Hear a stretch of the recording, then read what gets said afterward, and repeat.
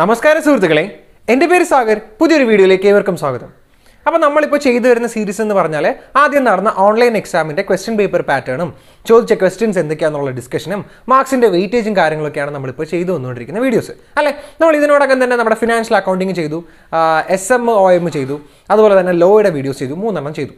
അപ്പോൾ ഈ സീരീസിലെ 4ാമത്തെ വീഡിയോ, നമ്മുടെ 4ാമത്തെ സബ്ജക്റ്റ് CMA ഇൻ്റർമീഡിയറ്റിൻ്റെ ഗ്രൂപ്പ് 2ൻ്റെ കോസ്റ്റ് ആൻഡ് FM എന്ന് പറയുന്ന പേപ്പറാണ് നമ്മൾ ഇന്ന് ഡിസ്കസ് ചെയ്യുന്നത്. ഓക്കെ, അപ്പോൾ നിങ്ങൾ ഇതിന് മുമ്പുള്ള വീഡിയോസ് കണ്ടിട്ടില്ലെങ്കിൽ ആ വീഡിയോസ് കാണുക. വീഡിയോസ് കാണുമ്പോൾ നിങ്ങൾക്ക് മനസ്സിലാവും മാർക്സിൻ്റെ വെയിറ്റേജും നമ്മുടെ പുതിയ ക്വസ്റ്റ്യൻ പേപ്പറിൻ്റെ പാറ്റേണും കാര്യങ്ങളൊക്കെ നിങ്ങൾക്ക് അപ്പോൾ മനസ്സിലാവും. അപ്പോൾ നമുക്കിന്ന് ഡിസ്കസ് ചെയ്യാം കോസ്റ്റ് ആൻഡ് FM. ഓക്കെ, ഈ പേപ്പറിനെ പറ്റി പറയുകയാണെങ്കിൽ നിങ്ങൾക്ക് എല്ലാവർക്കും അറിയാം 100 മാർക്കിൻ്റെ എക്സാം ആണ്. പക്ഷേ അതിൽ 50 മാർക്ക്, അതായത് 50% കോസ്റ്റിനും 50% FM-നുമാണ്. ഓക്കെ, പ്രശ്നമില്ല. നമ്മൾ ക്വസ്റ്റ്യൻ പേപ്പറിൻ്റെ പാറ്റേൺ ഡിസ്കസ് ചെയ്യുകയാണെങ്കിൽ ഒന്നുമില്ല. ആദ്യമേ MCQ, അതിനുശേഷം നമുക്ക് സെലക്ട് ചെയ്തിടാം. കുറച്ച് പ്രാക്ടിക്കൽ അല്ലെങ്കിൽ കുറച്ച് തിയറി, പിന്നെ കുറച്ച് പ്രാക്ടിക്കൽ അല്ലെങ്കിൽ കുറച്ച് തിയറി. അങ്ങനെയാണ് നമ്മൾ മോഡൽ എക്സാമിന് കണ്ട പാറ്റേൺ ആണ്. പക്ഷേ ഇവിടെ ചെറിയൊരു മാറ്റമുണ്ട്. അതെന്താ നമുക്ക് മുമ്പോട്ട് വരുമ്പോൾ ഡിസ്കസ് ചെയ്യാം. അത് നമുക്ക് MCQസിനെ പറ്റിയിട്ട് പറയാം. ഓക്കെ, ഒരു 100 മാർക്കിൻ്റെ പേപ്പറിൽ 25 മാർക്കാണ് നമ്മുടെ MCQs ഉള്ളത്. നമുക്ക് എല്ലാവർക്കും അറിയാം. ഇവിടെ 25 മാർക്കിൻ്റെ MCQ ആണുള്ളത്. അതിലെ കോസ്റ്റിൻ്റെ പാർട്ടിൽ ഏകദേശം ഒരു 12 തൊട്ട് 15 മാർക്ക് വരെയുള്ള MCQs നമുക്ക് എക്സ്പെക്ട് ചെയ്യാം. ബാക്കി ഒരു 12 തൊട്ട് 15 മാർക്ക് വരെയുള്ള MCQs FM-നകത്ത് നമുക്ക് എക്സ്പെക്ട് ചെയ്യാം. നമ്മൾ നേരത്തെ നടന്ന എക്സാമിൻ്റെയൊക്കെ ഒരു അനാലിസിസ് വീഡിയോ ചെയ്ത സമയത്ത് പറഞ്ഞിരുന്നു ആ ബിറ്റ് ക്വസ്റ്റ്യൻ നന്നായിട്ട് വർക്കൗട്ട് ചെയ്യാം. പക്ഷേ നമ്മുടെ ഈ കോസ്റ്റിൽ ചോദിച്ചിരിക്കുന്ന ക്വസ്റ്റ്യൻസ് ആ ബിറ്റ് ക്വസ്റ്റ്യനിൽ നിന്ന് മാത്രമല്ല, അല്ലെങ്കിൽ നേരത്തെ ബിറ്റ് ക്വസ്റ്റ്യനിൽ മാത്രമല്ല, പക്ഷേ ബിറ്റ് ക്വസ്റ്റ്യനിൽ നിന്ന് ചോദിച്ചിട്ടുണ്ടായിരുന്നു. ഇവിടെ ചോദിച്ചിരിക്കുന്നത് കുറച്ച് ട്രിക്കി ആയിട്ടുള്ള, അതായത് നമുക്ക് ആ സബ്ജക്റ്റിൽ ഒരു കൺസെപ്ച്വൽ ക്ലാരിറ്റി ഉണ്ടെങ്കിൽ മാത്രം എഴുതാൻ പറ്റുന്ന രീതിയിലുള്ള ക്വസ്റ്റ്യനാണ് ചോദിച്ചിരിക്കുന്നത്. ഞാൻ ഒരു എക്സാമ്പിൾ പറയാം. അതായത് MCQൻ്റെ പാർട്ടിൽ ഒരെണ്ണം ചോദിച്ചാണ്, നമുക്ക് PV റേഷ്യോ തന്നിട്ടുണ്ട്, അങ്ങനെ ചെറിയ ഇൻഫർമേഷൻസ് തന്നിട്ടുണ്ട്. ഇതിലെ ഫിക്സഡ് കോസ്റ്റ് എത്രയാണെന്ന് കണ്ടുപിടിക്കുക. സാധാരണ നമുക്ക് സിമ്പിളായിട്ട് കണ്ടുപിടിക്കാം. PV റേഷ്യോ, കോൺട്രിബ്യൂഷൻ ഒക്കെ വെച്ചിട്ട് നമുക്ക് ഫിക്സഡ് കോസ്റ്റ് കണ്ടുപിടിക്കാം. പക്ഷേ അത് കുറച്ച് ട്രിക്കി ആയിരുന്നു. കുറച്ച് നമ്മളൊന്ന് ചിന്തിച്ചാലേ, അല്ലെങ്കിൽ നമ്മൾ ആ കൺസെപ്റ്റ് ക്ലാരിറ്റി നമുക്ക് നന്നായിട്ടുണ്ടെങ്കിലേ ഉത്തരം കിട്ടത്തുള്ളൂ. ആ രീതിയിലുള്ള ക്വസ്റ്റ്യൻസ് ആയിരുന്നു നമ്മുടെ MCQസിനകത്ത് ചോദിച്ചത്. അപ്പോൾ നമ്മുടെ ആ കോസ്റ്റിൻ്റെ MCQ എന്ന് പറഞ്ഞാൽ അങ്ങനെ ഒരു ആപ്ലിക്കേഷൻ ലെവൽ ക്വസ്റ്റ്യൻസ് ഒക്കെ ആയിരുന്നു ചോദിച്ചിരുന്നത്. അപ്പോൾ നിങ്ങൾ MCQസിന് വേണ്ടിയിട്ട് ആ 25 മാർക്കിന് വേണ്ടിയിട്ട് പ്രാക്ടീസ് ചെയ്യുന്ന സമയത്ത് സാധാരണ നോർമൽ MCQs പ്രാക്ടീസ് ചെയ്യുന്നതിന് പുറമെ നിങ്ങൾ എന്ത് ചെയ്യണം, ഇതുപോലുള്ള 1 മാർക്കിന് ചോദിക്കാൻ പറ്റുന്ന പ്രോബ്ലംസ് ഇല്ലേ, നമ്മുടെ PV റേഷ്യോ വെച്ചിട്ടും ഫിക്സഡ് കോസ്റ്റ്, അതുപോലെ ബാക്കി മാർജിനൽ കോസ്റ്റിംഗ്, വേരിയൻസ്, ഇതൊക്കെ വെച്ചിട്ട് നമുക്ക് 1 മാർക്കിൻ്റെ ക്വസ്റ്റ്യൻസ് ചോദിക്കാൻ പറ്റും. ആ രീതിയിലുള്ള ക്വസ്റ്റ്യൻസ് കൂടി സ്ട്രെസ് ചെയ്ത് വേണം നിങ്ങൾ പഠിക്കാൻ. കാരണം ആ രീതിയിലുള്ള ആപ്ലിക്കേഷൻ ലെവൽ ക്വസ്റ്റ്യൻ ചോദിച്ചിട്ടുണ്ടായിരുന്നു. ഇനി അടുത്ത ബാക്കിയുള്ള എല്ലാം സെയിം തന്നെയാണ്. സെക്ഷൻ 2, സെക്ഷൻ 3 നമ്മുടെ ഇതിനകത്തും നമ്മുടെ കോസ്റ്റിംഗിലും ബാക്കി വരുന്ന 2-3 സെക്ഷൻ 4, 5, 6 എന്ന് പറഞ്ഞിട്ട് അത് നമ്മുടെ FM-നുമാണ് ചോദിച്ചിരുന്നത്. പക്ഷേ നേരത്തെ ചോദിച്ചത് എങ്ങനെയാണ്, 2 പ്രാക്ടിക്കൽ പ്രോബ്ലംസ്, 15 മാർക്കിൻ്റെ ഒരു സെക്ഷൻ ആയിരിക്കും. അതിനകത്ത് 2 പ്രാക്ടിക്കൽ പ്രോബ്ലംസ്, 8 മാർക്ക് 7 മാർക്കിൻ്റെ 2 പ്രാക്ടിക്കൽ പ്രോബ്ലംസ്, അല്ലെങ്കിൽ 15 മാർക്കിൻ്റെ ഒരൊറ്റ ക്വസ്റ്റ്യൻ. അതിനുശേഷം തിയറി അല്ലായിരുന്നോ? ഇവിടെ അതുപോലെ തന്നെയാണ് ചോദിച്ചത്. എന്നിട്ട് ഏറ്റവും ലാസ്റ്റ് വന്നിട്ട് നമ്മളൊരു ഷോർട്ട് നോട്ട് എഴുതേണ്ടി വരും. ഓർമ്മയുണ്ടോ? ഷോർട്ട് നോട്ട് 4 ഓപ്ഷൻസ് തരും. അതിൽ ഏതെങ്കിലും 3 ഓപ്ഷൻ വെച്ചിട്ട് നമ്മൾ ഷോർട്ട് നോട്ട് എഴുതേണ്ടി വരും. അതായത് തിയറി കമ്പൽസറി ആയിരുന്നു. പക്ഷേ നമ്മുടെ ഈ കോസ്റ്റ് ആൻഡ് FM എന്ന് പറയുന്ന ഈ ഒരു പേപ്പറിനകത്ത് അങ്ങനെ തിയറി കമ്പൽസറി ഇല്ലായിരുന്നു. അതായത് പ്രാക്ടിക്കൽ പ്രോബ്ലംസ് അല്ലെങ്കിൽ തിയറി, ഇതേ സെയിം പാറ്റേൺ ആണ് കോസ്റ്റിലും FM-ലും.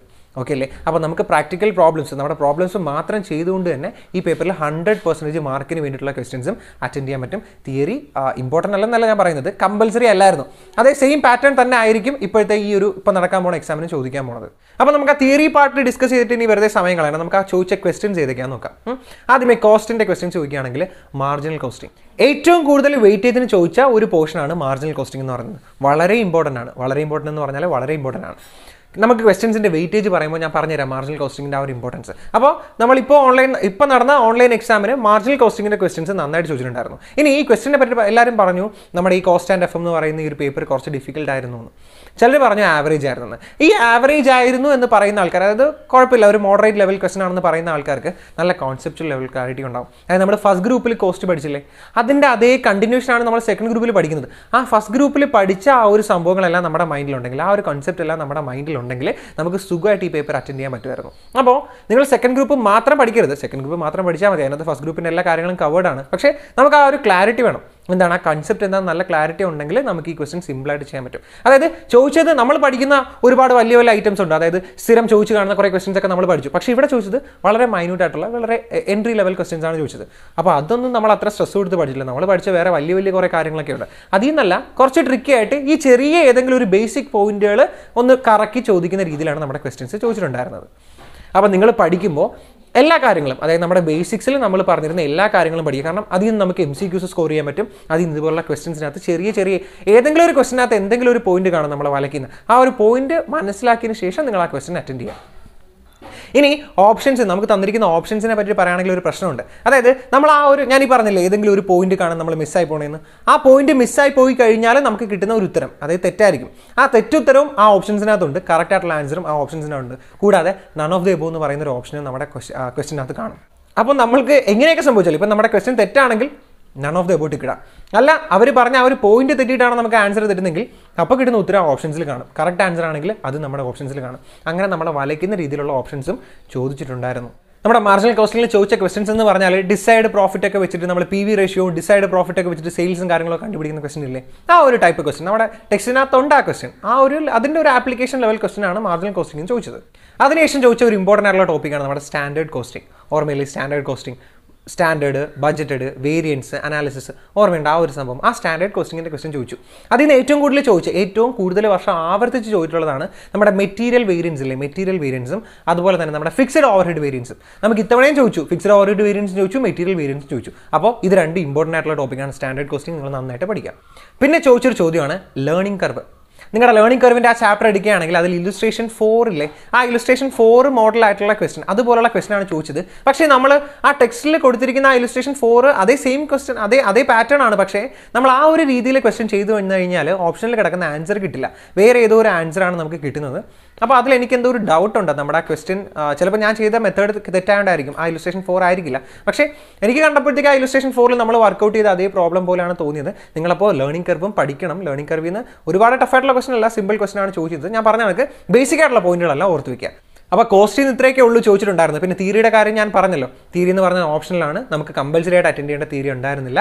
പ്രാക്ടിക്കൽ പ്രോബ്ലംസ് അല്ലെങ്കിൽ തിയറി, ഇത് രണ്ടിൽ ഏതെങ്കിലും നമ്മൾ അറ്റൻഡ് ചെയ്താൽ മതി. ഫുൾ മാർക്ക് നമുക്ക് സ്കോർ ചെയ്യാൻ പറ്റുന്ന രീതിയിലാണ് കോസ്റ്റിൻ്റെ പേപ്പർ ചിട്ടപ്പെടുത്തിയിരുന്നത്.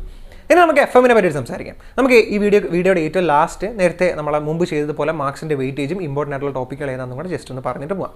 FM കാര്യം പറയുകയാണെങ്കിൽ MCQ ഞാൻ നേരത്തെ പറഞ്ഞു, നല്ല MCQ ആയിരുന്നു. അത്യാവശ്യം സ്റ്റാൻഡേർഡൊക്കെ ഉള്ള നമ്മുടെ ആ ബിറ്റ് ക്വസ്റ്റ്യൻ പഠിക്കുക, അതുപോലെ ടെക്സ്റ്റിനകത്തുള്ള ഇല്ലുസ്ട്രേഷൻസ് നമ്മുടെ MCQs ഇല്ലേ, ഓരോ ചാപ്റ്റർ കഴിയുമ്പോൾ MCQs ഉണ്ട്, അത് വർക്കൗട്ട് ചെയ്യുക.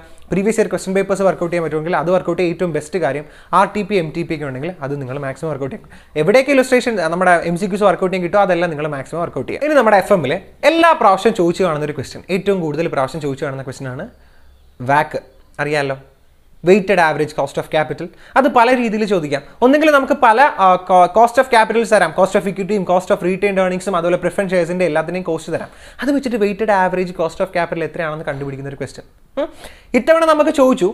അത് നല്ലൊരു ക്വസ്റ്റ്യൻ ആയിരുന്നു. നമ്മൾ കോസ്റ്റ് ഓഫ് ഇക്വിറ്റി കണ്ടുപിടിക്കണം, കോസ്റ്റ് ഓഫ് പ്രിഫറൻസ്, അതുപോലെ കുറച്ച് കോസ്റ്റ് നമ്മൾ തന്നെ കണ്ടുപിടിച്ചിട്ട് അത് ഓരോന്നിൻ്റെ ആൻസർ എഴുതുക. അതിനുശേഷം weighted average cost of capital എത്രയാണെന്ന് വെച്ചാൽ അതും കണ്ടുപിടിച്ച് എഴുതാം. നല്ലൊരു ക്വസ്റ്റ്യൻ ആയിരുന്നു. അപ്പോൾ വാക്കിൻ്റെ ക്വസ്റ്റ്യൻ ചോദിച്ചിട്ടുണ്ടായിരുന്നു. റേഷ്യോ അനാലിസിസ് വളരെ ഇമ്പോർട്ടൻ്റ് ആണ്. നമ്മുടെ ടെക്സ്റ്റിൽ ആ ടെക്സ്റ്റിൻ്റെ ലാസ്റ്റ് ഭാഗത്ത് നമ്മുടെ പ്രാക്ടിക്കൽ പ്രോബ്ലത്തിൻ്റെ ഭാഗത്തൊക്കെ ചോദിച്ചിട്ടുള്ള ക്വസ്റ്റ്യൻസ്, ആ മോഡൽ ക്വസ്റ്റ്യൻസ് ആണ് റേഷ്യോ അനാലിസിൽ ചോദിച്ചിരിക്കുന്നത്. അത് ഡയറക്റ്റ് റേഷ്യോ കണ്ടുപിടിക്കാനല്ല, കുറച്ച് ഇൻഫർമേഷൻസ് ഒക്കെ തരും. അതിൽ നിന്ന് നമ്മുടെ റേഷ്യോ അനാലിസിൻ്റെ കുറച്ച് റേഷ്യോസ് തരും. അത് വെച്ചിട്ട് കുറച്ച് ഫിഗേഴ്സ് കണ്ടുപിടിക്കാനുള്ള ക്വസ്റ്റ്യൻ ആയിരുന്നു റേഷ്യോ അനാലിസിൽ ചോദിച്ചു. പിന്നെ ഓരോ പ്രാവശ്യം മാറി ചോദിക്കുന്ന question cash flow statement, fund flow statement, ഇതിൽ ഏതെങ്കിലും ഒരെണ്ണം എല്ലാ പ്രാവശ്യം കമ്പൽസറി ആയിട്ട് ചോദിക്കാറുണ്ട്. ഇത്തവണയും ചോദിച്ചു നമ്മുടെ ക്യാഷ് ഫ്ലോ സ്റ്റേറ്റ്മെന്റ്. നിങ്ങൾക്ക് അറിയാമല്ലോ, ക്യാഷ് ഫ്ലോ സ്റ്റേറ്റ്മെന്റിന്റെ വീഡിയോ നമ്മൾ ചെയ്തിട്ടുണ്ട്. കോസ്റ്റ് ആൻഡ് എഫ്എമ്മിന്റെ ഫുൾ പാർട്ട് വീഡിയോ നമ്മൾ ചെയ്തിട്ടുണ്ട്. അപ്പോൾ ക്യാഷ് ഫ്ലോ സ്റ്റേറ്റ്മെന്റ് വളരെ ഇമ്പോർട്ടൻ്റ് ആണ്. നിങ്ങളത് നോക്കിയിട്ട് എക്സാമിന് പോകാവും. അടുത്ത ചോദിച്ച ക്വസ്റ്റൻ ആണ് ലിവറേജ്. ലിവറേജിൽ നിന്ന് ഒരു ക്വസ്റ്റൻ അല്ല ചോദിച്ചേക്കുന്നത്, ഒരേപോലത്തെ 3 ക്വസ്റ്റ്യൻസ്. ലിവറേജ് പഠിക്കാൻ ആകെ 3 ഉള്ളൂ. നമ്മുടെ എന്താണ് 3 ലിവറേജസ്, അതായത് സത്യം പറഞ്ഞാൽ 2 ലിവറേജേ ഉള്ളൂ. അത് രണ്ടും കൂടെ മൾട്ടിപ്ലൈ ചെയ്യുന്ന മൂന്നാമത്തെ കമ്പൈൻഡ് ലിവറേജ് എന്ന് പറഞ്ഞാൽ 3 ലിവറേജ്. ഇങ്ങനെ ഈ 3 ലിവറേജ് കണ്ടുപിടിക്കുന്ന 2 ക്വസ്റ്റ്യൻ ചോദിച്ചു. മനസ്സിലായോ? നമ്മുടെ ഈ 3 ലിവറേജും കണ്ടുപിടിക്കുന്ന 2 ക്വസ്റ്റ്യൻ ചോദിച്ചു. അപ്പോൾ അത് വളരെ ഇമ്പോർട്ടൻ്റ്. എനിക്ക് തോന്നുന്നു 6 മാർക്കിനോ അങ്ങനെ വെച്ചോ, മൊത്തം 12 മാർക്കിന് എന്തോ ആണ് ലിവറേജ് ചോദിച്ചിരിക്കുന്നത്. അപ്പോൾ ലിവറേജ് എന്ന് പറഞ്ഞ ചാപ്റ്റർ നിങ്ങൾ ഇമ്പോർട്ടൻ്റ് ആണ്. ആ 3 ലിവറേജ് വളരെ ഇമ്പോർട്ടൻ്റ് ആണ് അല്ലേ? സിമ്പിൾ അല്ലടാ. ആദ്യം 2 ലിവറേജ് കണ്ടുപിടിക്കുക, 2 കൂടെ മൾട്ടിപ്ലൈ ചെയ്തിട്ട് നമുക്ക് എന്ത് ചെയ്യാം, മൂന്നാമത്തെ കമ്പൈൻഡ് ലിവറേജ് കണ്ടുപിടിക്കാൻ പറ്റും. അപ്പോൾ ലിവറേജിൻ്റെ ചാപ്റ്റർ ഇമ്പോർട്ടൻ്റ് ആണ്. അതിൽ നിന്ന് 2 ക്വസ്റ്റ്യൻ ആണ് ചോദിച്ചിരിക്കുന്നത്. പിന്നെ ക്യാപിറ്റൽ ബഡ്ജറ്റിംഗ്, ആ ചാപ്റ്റർ നിങ്ങൾ മിസ് ചെയ്യരുത്. അതിൻ്റെ ഒരു കമ്പൈൻഡ് ക്വസ്റ്റൻ ഇല്ലേ, ഒരു ക്യാപിറ്റൽ ബഡ്ജറ്റിംഗ് കണ്ടുപിടിക്കാൻ, അല്ലാതെ എല്ലാം കൂടെ ചേർത്തിട്ട് നമ്മൾ കമ്പൈൻഡ് ആയിട്ട് ക്യാപിറ്റൽ ബഡ്ജറ്റിൻ്റെ ക്വസ്റ്റൻസ് ചോദിക്കാറുണ്ട്. ആ ഒരു ടൈപ്പ് ക്വസ്റ്റൻ നമ്മുടെ ടെക്സ്റ്റിനകത്തുള്ള ആ മോഡൽ ക്വസ്റ്റൻ ആണ്. അപ്പോൾ നിങ്ങൾ എന്തായാലും നമ്മുടെ ഈ കോസ്റ്റ് ആൻഡ് എഫ്എം അല്ലെങ്കിൽ ഇതുപോലുള്ള പ്രോബ്ലം പേപ്പേഴ്സ് ഒക്കെ പഠിക്കുന്ന സമയത്ത് ടെക്സ്റ്റിലെ എല്ലാ ഇലുസ്ട്രേഷൻസും മസ്റ്റായിട്ട് വർക്കൗട്ട് ചെയ്യുക. ഇലുസ്ട്രേഷൻസ്, നമ്മുടെ പ്രാക്ടിക്കൽ പ്രോബ്ലംസ്, അതിൽ നിന്നൊക്കെ അതുപോലുള്ള ക്വസ്റ്റൻസ് ഒക്കെ നമ്മൾ ചോദിക്കാറുള്ളൂ. വലിയ ഡിഫിക്കൽട്ട് ആയിട്ടുള്ള ക്വസ്റ്റൻസ് ഒന്നും ചോദിക്കാറില്ല. ഏതെങ്കിലും ഒരു മൈന്യൂട്ട് ആയിട്ടുള്ള പോയിന്റ് നമ്മളെ ഒന്ന് കുറച്ച് കറക്കും, അത്രേ ഉള്ളൂ, വേറെ പ്രശ്നങ്ങളൊന്നുമില്ല. അപ്പോൾ ഇവിടുത്തെ തിയറിയെ പറ്റിയിട്ട് പറയുകയാണെങ്കിൽ തിയറി ഓപ്ഷണൽ ആയിരുന്നു, ഒന്നെങ്കിൽ പ്രാക്ടിക്കൽ പ്രോബ്ലംസ് അല്ലെങ്കിൽ തിയറി. അപ്പോൾ ഇത്രയൊക്കെയുള്ളൂ കോസ്റ്റ് ആൻഡ് എഫ്എം എന്ന് പറയുന്ന ഒരു പേപ്പറിനെ പറ്റിയിട്ട് പറയാൻ. ഇനി ഇമ്പോർട്ടൻ്റ് ആയിട്ടുള്ള ടോപ്പിക്കുകൾ പറയാനാണെങ്കിൽ നേരത്തെ പറഞ്ഞ ക്യാപിറ്റൽ ബഡ്ജറ്റ് ബഡ്ജറ്റിംഗിലെ NPV, പേ ബാക്ക് പീരീഡ്, അങ്ങനെയുള്ള കറക്റ്റ് IRR, മോഡിഫൈഡ് IRR, ഇതൊക്കെ വെച്ചിട്ടുള്ള കമ്പൈൻഡ് ക്വസ്റ്റൻസ് ആണ്. അത് നിങ്ങൾ പഠിക്കുക. അതായത് ആ ഒരു സംഭവം ഇമ്പോർട്ടൻ്റ് ആണ്. പിന്നെ മാർക്സിൻ്റെ വെയിറ്റേജ് പറയുകയാണെങ്കിൽ കോസ്റ്റിൽ ഏറ്റവും കൂടുതൽ മാർക്കിന് ചോദിക്കുന്ന 2 ടോപ്പിക്കാണ് മാർജിനൽ കോസ്റ്റിങ്ങും സ്റ്റാൻഡേർഡ് കോസ്റ്റിങ്ങും. മാർജിനൽ കോസ്റ്റിംഗ് ഏകദേശം 10 തൊട്ട് 15 മാർക്ക് വരെ ചോദിക്കാറുണ്ട്. അതേപോലെ അതേ വെയിറ്റേജ് ഉള്ള ക്വസ്റ്റൻ ആണ് നമ്മുടെ സ്റ്റാൻഡേർഡ് കോസ്റ്റിംഗിനും 10 തൊട്ട് 12 മാർക്ക് വരെ. നമ്മുടെ ഫിക്സഡ് ഓവർഹെഡ് വേരിയൻസ് വളരെ ഇമ്പോർട്ടൻ്റ് ആണ്. വിറ്റിൽ ഓവർഹെഡ് വേരിയൻസ് നമ്മൾ ആദ്യം മുതലേ ഫസ്റ്റ് ഇയർ തൊട്ട് പഠിക്കുന്നതാണ്. ലക്ക് ഉണ്ടെങ്കിൽ ചോദിക്കും, പക്ഷേ ഫിക്സഡ് ഓവർ വേരിയൻറ്റ് വളരെ വളരെ ഇമ്പോർട്ടൻ്റ് ആണ്. പിന്നെ നമ്മുടെ cash flow statement, fund flow statement, ഇതിൽ ഏതെങ്കിലും ഒരെണ്ണം ചോദിക്കും. മിക്കപ്പോഴും ചോദിക്കുന്ന ക്യാഷ് ഫ്ലോ സ്റ്റേറ്റ്മെൻറ്റ് ആണ്. കാരണം അതാണ് കുറച്ചും കൂടെ ഡിഫിക്കൽട്ട് എന്ന് പറയുന്നത്. കൺസെപ്റ്റ് ക്ലാരിറ്റി ഉണ്ടെങ്കിൽ നമുക്ക് സിമ്പിളായിട്ട് ചെയ്യാൻ പറ്റുന്നേ ഉള്ളൂ. ക്യാഷ് ഫ്ലോ സ്റ്റേറ്റ്മെൻറ്റ് വളരെ ഇമ്പോർട്ടൻ്റ് ആണ്. ദെൻ ലിവറേജ്, പിന്നെ സ്റ്റാൻഡേർഡ് കോസ്റ്റിംഗും മാർജിനൽ കോസ്റ്റിംഗും നമ്മൾ പറഞ്ഞതാണ്. പിന്നെ കോസ്റ്റ് ഓഫ് ക്യാപിറ്റൽ നിങ്ങൾ പഠിക്കുക. അതിൻ്റെ ഓരോന്നിൻ്റെ ഇക്വേഷൻസ് ഒക്കെ നന്നായിട്ട് മനസ്സിലാക്കി വയ്ക്കുക. ലേണിംഗ് കർവ് ഇമ്പോർട്ടൻ്റ് ആണോ എന്ന് ചോദിച്ചാൽ നമ്മുടെ ഈ എക്സാമിന് ചോദിച്ചു, പക്ഷേ അതങ്ങനെ സ്ഥിരമായിട്ട് ചോദിച്ച് കണ്ടിട്ടൊന്നുമില്ല. എങ്കിലും ഒരു 4 തൊട്ട് 6 മാർക്ക് വരെയുള്ള ക്വസ്റ്റൻസ് നമുക്ക് അതിൽ നിന്ന് എക്സ്പെക്ട് ചെയ്യാം. 1 വേർഡ് ആയിട്ടോ തീരീസ് ഒക്കെ ആയിട്ട് നമുക്ക് ചോദിക്കാൻ പറ്റും. അപ്പോൾ നിങ്ങൾ അതുകൂടി ഒന്ന് മൈൻഡിൽ വെച്ചിട്ട് വേണം പ്രിപ്പയർ ചെയ്യാൻ.